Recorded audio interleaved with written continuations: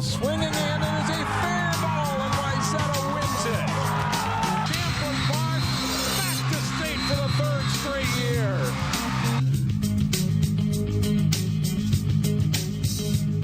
Happy New Year and welcome to Sports Jam on CCX. I'm John Jacobson. And I'm Jay Wilcox. Welcome to our first show of 2018. It's a holiday tournament recap edition of Sports Jam. We'll also meet a talented duo for the Park Center girls basketball team in our Sports Jam Spotlight. And I'll talk boys and girls basketball with CCX game analyst Ryan Iversen as we assess the season so far in the area. Let's start with girls basketball and tournament action from Park Center. The Pirates held their annual two-day showcase featuring some pretty strong teams. After falling to Cretin-Derham Hall, the host Pirates faced a Minnetonka team that had started slow but has some talent. Fast start, though, for the home team. Meghan DuBois hits a three-pointer from the wing as the Pirates grab a 13-7 lead. But the Skippers then go on a 17-2 run. Blake Greer hits one of her two three-pointers here to put the Skippers ahead by 5.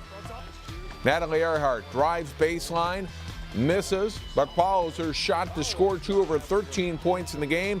Minnetonka leads by 9 at halftime. Second half, the Pirates' Lauren Frost takes it the distance to lay in 2 and pull PC back to within 5 points. But Minnetonka maintains its lead. Kayla Mershon rebounds the missed 3 and scores.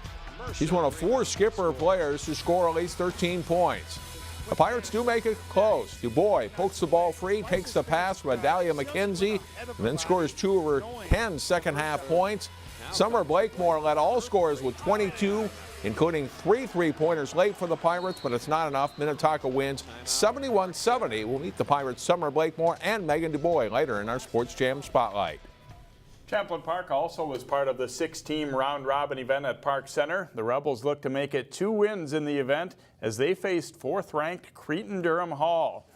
And it's a good start for Champlin Park as Erica Hicks pops a 3 in transition for a 9-5 Rebels lead. And Amanda Pollard sets up Gabby Maki for the quick-release jumper, and it's 13-5 Rebels. Maki totals 15. But the Raiders run a great break here. Chanel Anderson-Manning sets up Sydney Jackson for the layup. Josh Steck's Champlin Park squad trails by 2 at halftime. Second half, and Cretin builds a lead. Jackson misses the layup, but Autumn Mendez gets the putback and the foul, and the Raiders lead 38-31. A key stretch here, though. The Rebels press, and Maya DuBois gets the steal and layup to tie the game at 44 all.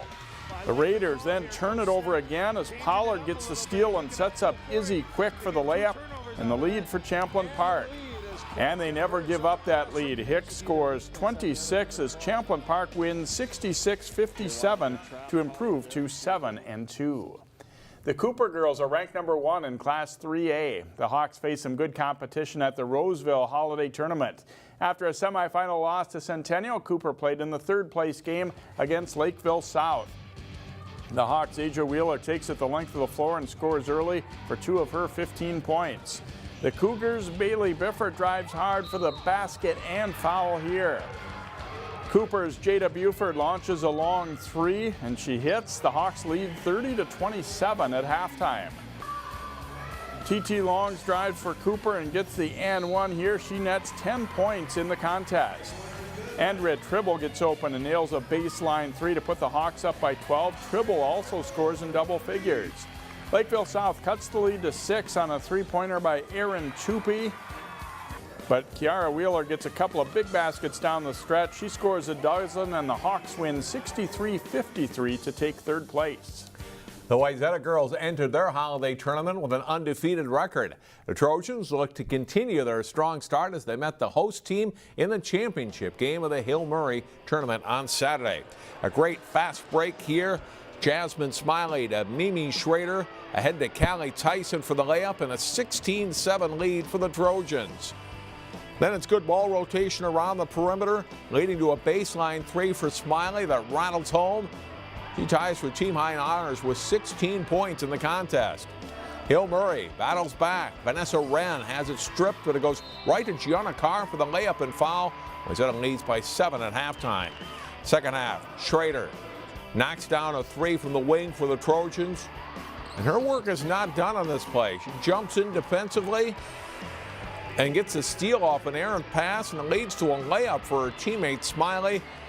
And at the end of the evening, Wayzata hoists the championship trophy after a 61-51 win over Hill Murray.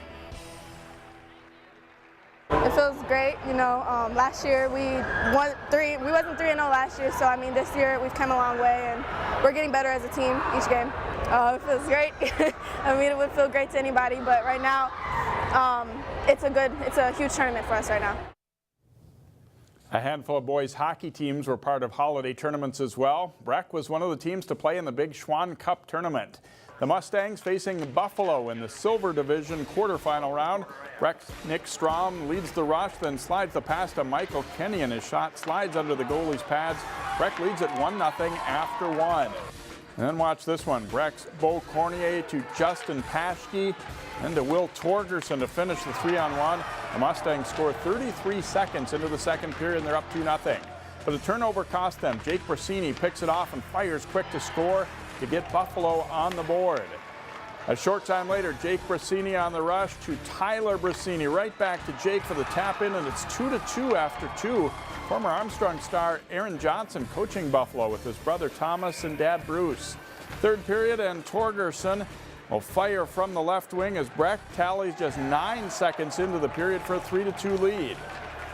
Down 4-2, Buffalo gets one back as Devin Hubner fires from the slot to pull the Bison within 4-3. But Lyndon Olness has 25 saves for Breck, and they hold on for a 4-3 win. They did lose their next 2 and finished 4th. Jay, going back to girls basketball, the top-ranked Hopkins girls lost to Eastview in the St. Olaf tournament. Now, that's the one program that has given Hopkins a fair amount of trouble in the past, too. The Royals did beat Beaver Dam, Wisconsin in overtime in the third-place game. Still to come on Sports Jam, highlights from tournament action in both boys basketball and girls hockey. Stay with us.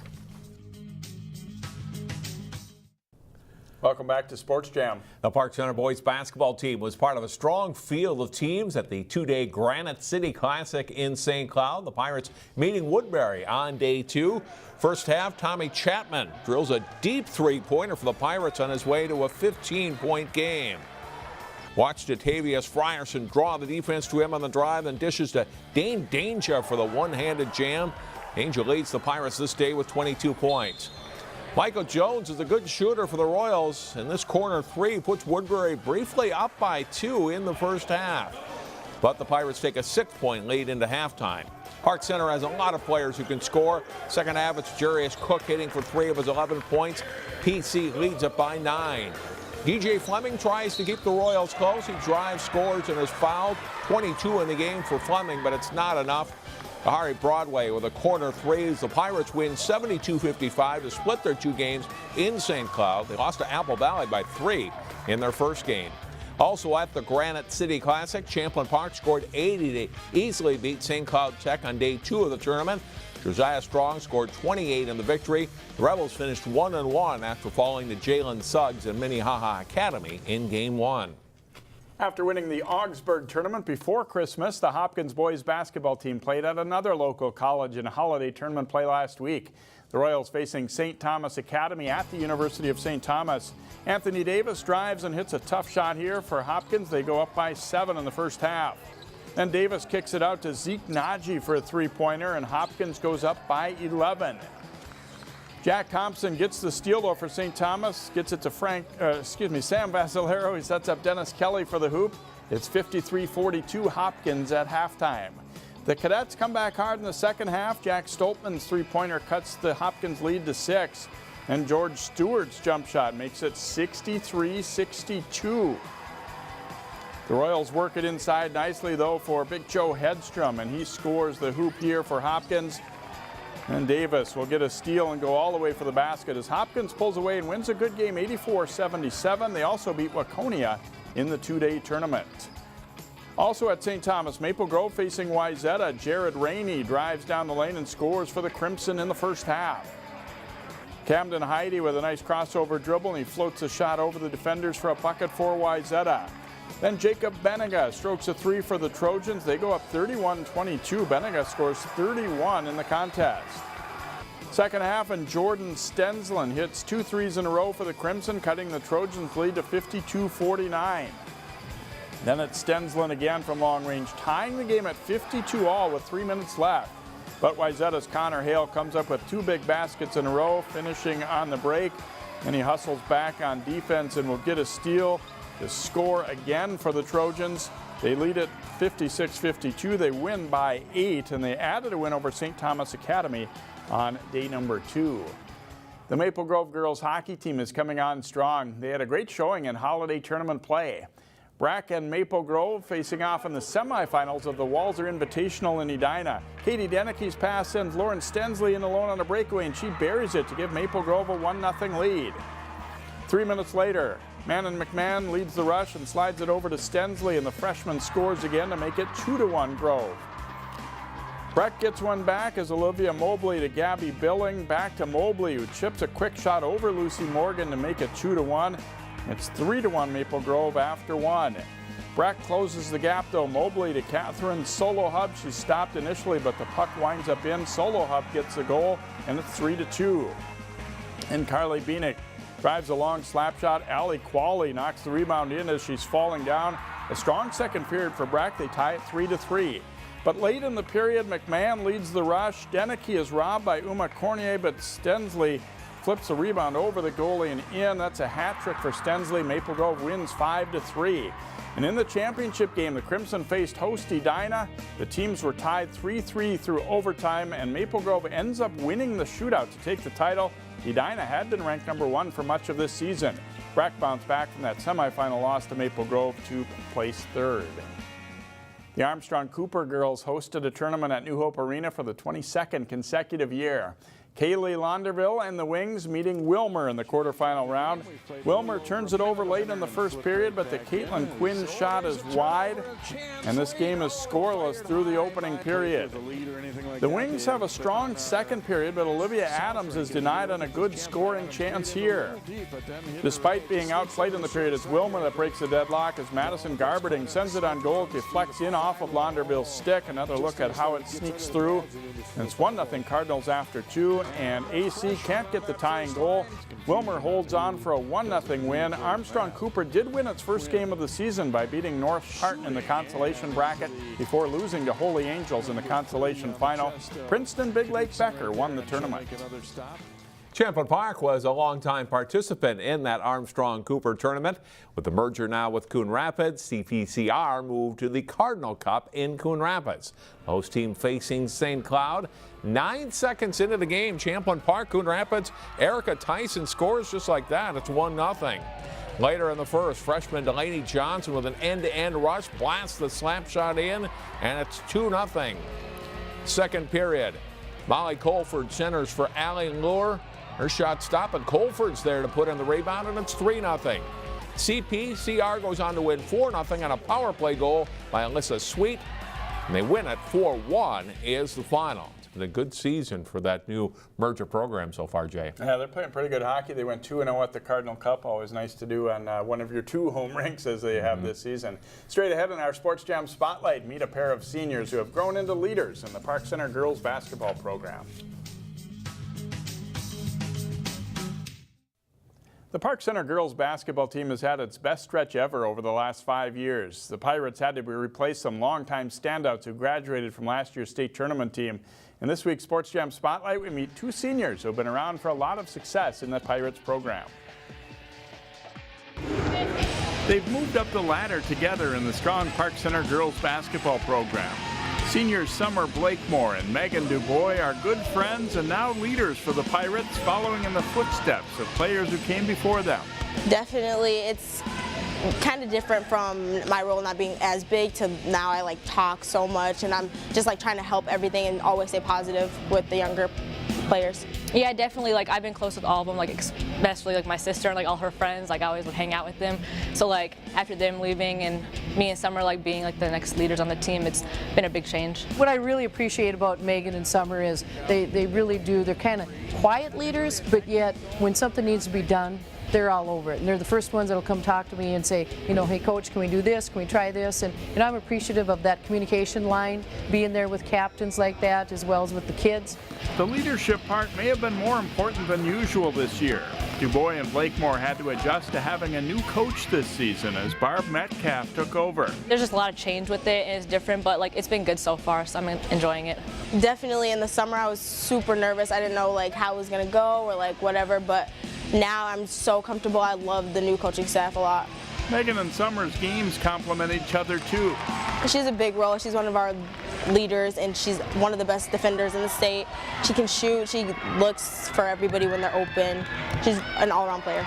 She can shoot the lights out, but she's another good defender with me. Like we work well together, and like offensively we work well together off each other, playing together for so long. Meghan has a real nice style about her on the court as far as attacking the rim, being able to shoot the three.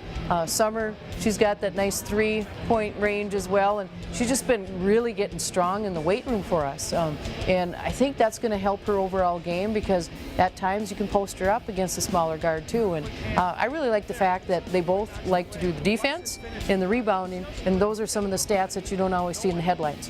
Third-year starter Blakemore isn't afraid to let it fly from anywhere. She's always been a shooter. I would just always practice when I was younger because I was smaller than a lot of people. So once I got in the lane, it was not very good. So I had to learn to get an outside shot. For a long time, Park Center wasn't an especially strong girls basketball program.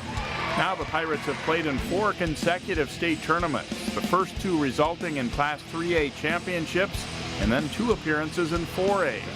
For Meghan DuBois and Sommer Blakemore, it's a good feeling to be integral parts of a respected program. I like being recognized as a good team, obviously, and it's just been fun. Every time we go into a gym, the other team is playing as hard as they can, and so are we. It's like breathtaking, like it's super exciting, and I know like last year in the year, like 10th grade and junior year, like going to state was like super fun, but like it's a goal every year for us. DuBois is signed to play college basketball at Concordia in St. Paul, and Blakemore plans to play college basketball too and is still weighing her options. Sports Jam returns in a moment as John talks basketball with Ryan Iversen. Welcome back to Sports Jam. We saw plenty of tournament highlights from holiday basketball earlier in the show, and I'm joined now by CCX Sports basketball analyst Ryan Iversen. And Ryan, we are at the Park Center Holiday Showcase for the girls.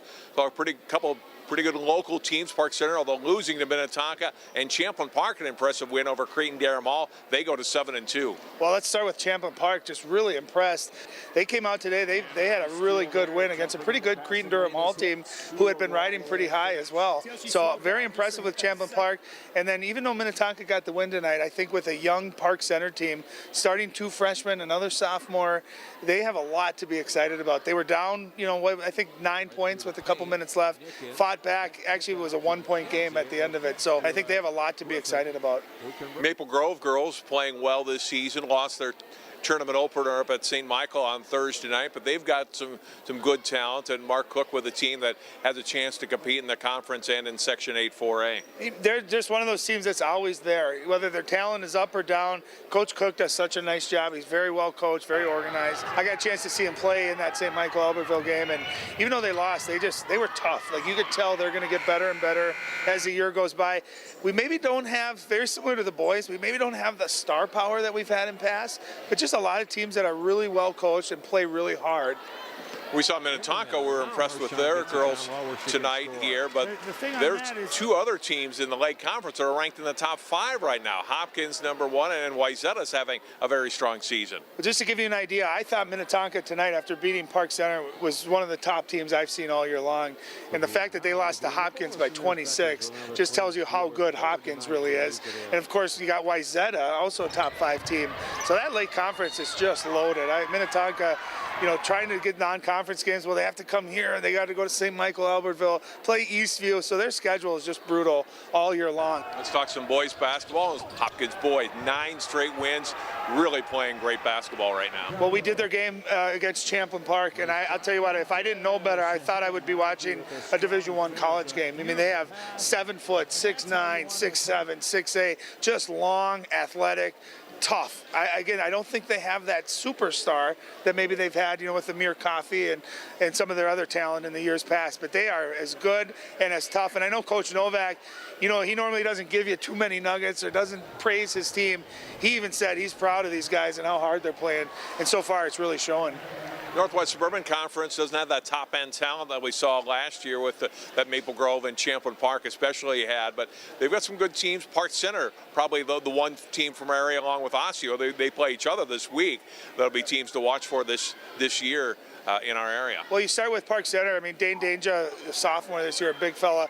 He's got some of the best footwork I've seen of a big man in the last 10 or 15 years playing, and he's gotten even better than he was last year as a 9th grader. Very well coached, very athletic. They have a nice balance, John, of playing inside, but also having shooters, too. They're going to be really tough to beat. Osseo with Coach Tyson and Neil Swanson as the assistant, they just are tough. They're going to be tough, hard-nosed. They went down to Rochester, played a team very tough down there. They're going to be right there as well. It'll be fun to see that game, see who comes out of that. And then, of course, you got Maple Grove, and I talked to Nick Schroeder quite a bit. He's actually was really excited about this year because it's going to test him as a coach. When you have Brad Davison and Taiwan Pickford and all this talent, sometimes as a coach, you sit back as a fan and watch them play. Now we're watching all those guys play on Saturdays in college basketball. But he's got a nice team, and he's got some talent, and he's really done a nice job getting all these new players that had no experience to buy into what he's coaching. We'll see some good basketball, I think, from some of the smaller schools from our area. Totino Grace, Benilde St. Margaret's in 3A, Brooklyn Center, Maranatha in 2A. I think it's going to be a fun rest of the winter here, boys and girls. As a broadcaster, and that's all you want. As a viewer, you want to watch good basketball games, and you want to be close and competitive. And I think we're going to have a really competitive, balanced year this year. And it's a little different, but I'm really excited to be an analyst and to watch what's going to unfold here in the new year. It should be fun in the 2018 calendar part of this season. We'll take a break and wrap up the show. First, here's a look at our plays of the week.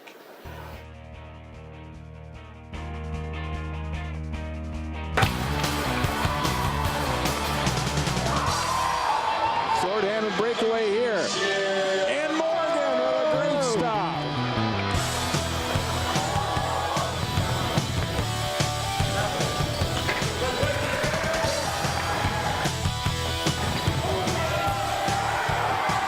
DuBois drives the basket, scored and won.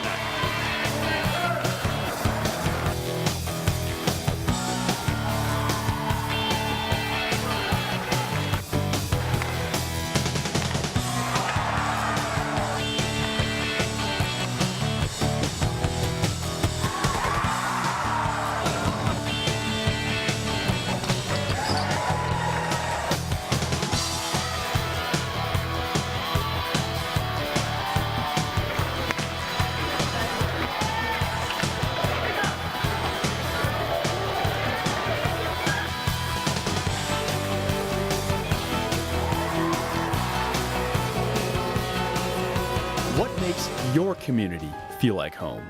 Is it knowing what's happening in your neighborhood? Or when people know your name? Connections make us a community. For more than 30 years, Northwest Community Television has connected citizens, neighbors, even sports fans through video.